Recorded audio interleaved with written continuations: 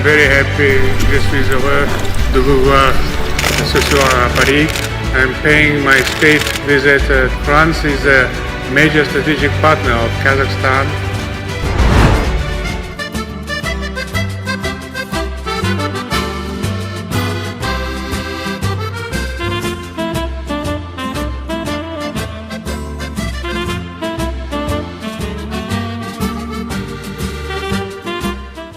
Alıngan şey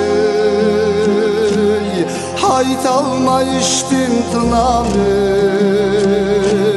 haytalma içtim